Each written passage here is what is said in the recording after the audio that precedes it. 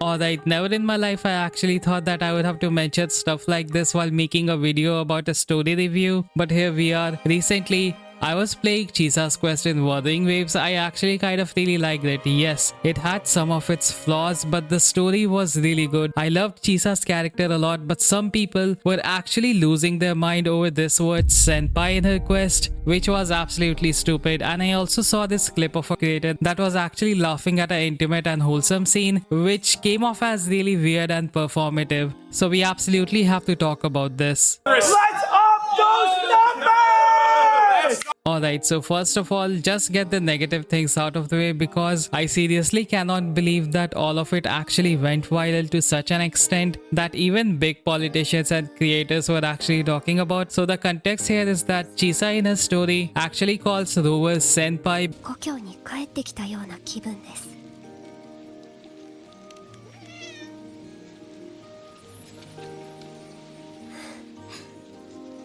ありがとうございます。先輩。 Because he used to be a student in her academy before, and for those who don't know what senpai means, it is a term used for someone who is senior to you in work or school places or whatever place you want to think about. So there was this account that glazes Genshin 24/7. They literally posted this screenshot of Chisa calling Rover her senpai, making fun of it with the caption, "Are we surprised?" And this went absolutely viral with big accounts calling it out. It literally had 5.9 million views on it. This caught the attention of one of the Japanese politicians because Chibi Reviews had tweeted it, saying that they are upset that a game uses formality of saying senpai. It is a common word with nothing weird about it. To which the Japanese politician replied, "No doubt, I had no idea what the problem was. People who don't understand the nuances of Japanese can easily misunderstand. We are glad you pointed that out," which is absolutely mind-blowing. I don't get this stupid drama which literally rose to tribalism.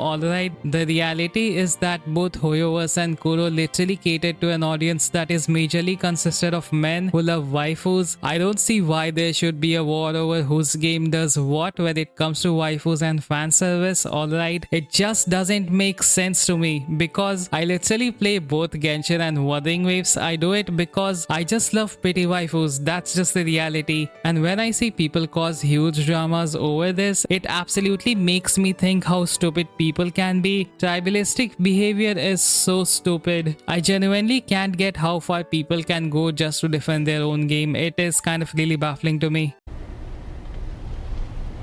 Why are you the way that you are? Honestly, every time I try to do something fun or exciting, you make it not that way. I hate so much about the things that you choose to be. Moving from that, there was this clip of a creator I saw on the internet which was going viral for obvious reasons. I will play it and then address it.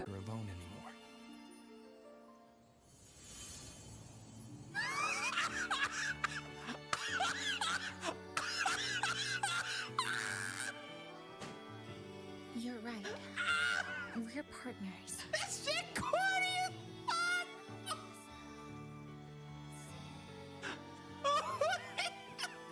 I received a precious gift while traveling with you. The card. I don't get it. Am I really supposed to laugh at an intimate and wholesome scene like that? Where's the punchline? This actually just feels forced, fake and performative. I don't know why, but it kind of does. It's funny how one guy has this sort of reaction while being performative, while some other guy has this sort of reaction if they're honest. Also, I don't get this concept of hating and laughing on something that is clearly not made for you. By that logic, if I went to someone else's space and started laughing and making fun of them for actually liking things that I dislike, I feel like this account, Brandon Riley Street, actually summarized it very well. I genuinely can't understand there are anime gacha games that are specifically designed as a self-insert waifu collector, and yet has a Twitter community that hates anime and despises its tropes. Like, why are you even here? Of course, I don't get this modern concept of people absolutely hating on something which isn't even meant for them. Even a big creator like Joey had addressed this issue once in his video, where he was literally calling out people who invade anime and gaming spaces and complain about it if it doesn't cater to them. A lot of people who previously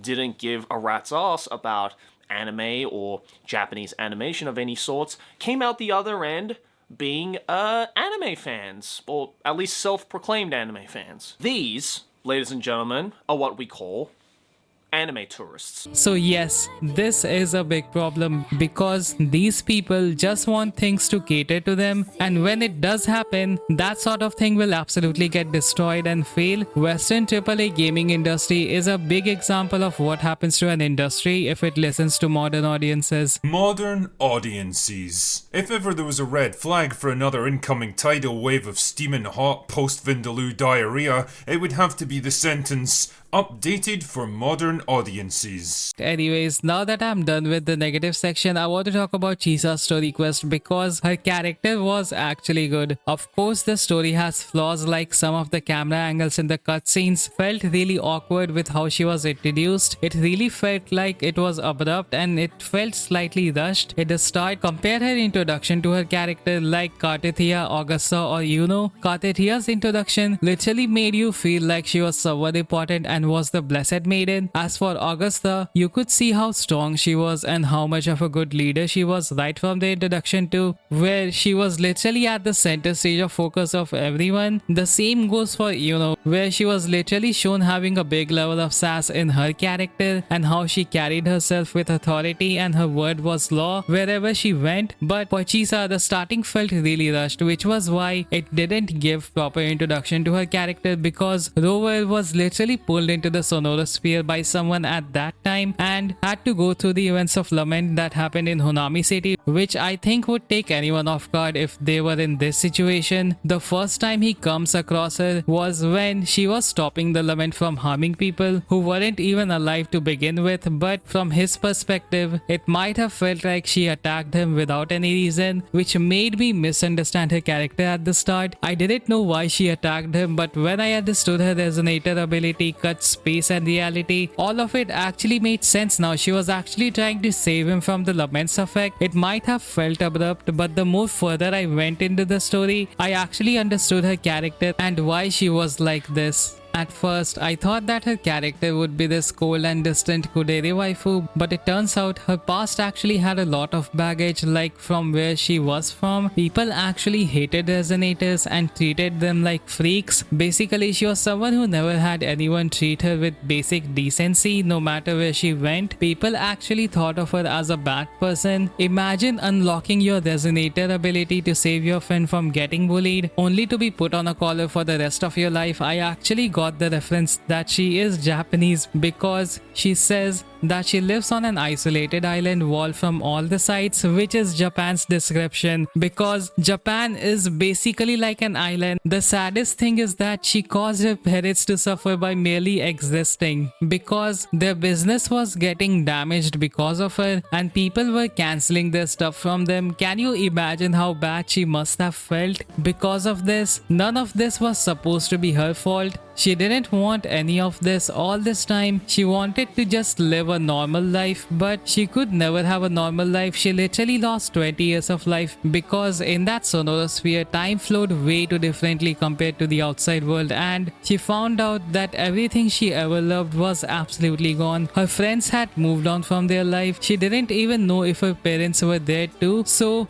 that must have been really shocking to her, which was why in this scene, I think she absolutely became emotional, because for the first time in her life, she actually felt accepted. She actually felt free, and the most important thing, she felt humanized, because all this time she spent in a desolate sphere, losing people close to her, while she had this facade of being unfeeling, while trying to find a way out of that place. And when it was all finally over, this was absolutely beautiful. I love this firework scene. It reminded me of that scene from Wuthering with You, where the two main characters were there and they were enjoying the fireworks. It was actually really nice. This whole entire quest had Makoto Shinkai references, if you actually noticed it. Like this scene where Chisa and Rover were talking to each other, the cameras go up like basically that scene from Your Name, where they ask each other's name, and it was literally that staircase too.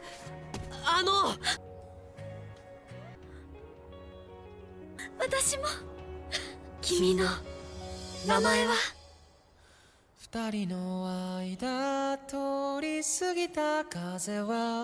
this interaction was really beautiful. Like this scene where Chisa was finally opening up to him. She hadn't decided what she needed to do now. She was absolutely free. She didn't know if she should go to the academy or if she should go home. She couldn't decide, but Rover was there for her and he told her that it was okay. She was free to do anything and he would be with her. She didn't have to face anything alone. It actually created this lovely effect which was nice. Like, can you imagine her? All your life you have been subjected to discrimination for things you couldn't control and ended up losing 20 years of life, and in the end there was this guy who was actually accepting you right now. She received a precious gift for him which was the courage to face reality and move on, and she even gave him a beautiful gift back. She gave him a nicely made card which was really beautiful. It was like she was giving him a part of her with that, since it was a nice representation of her hometown. This was really beautiful and I absolutely loved it. Anyways guys, that's about it for this video. Do let me know your thoughts in the comment section. What do you all think about it? And do leave a like and a subscribe if you want more of my content, and I will see you all in the next video. That's about it. Peace out. Have fun.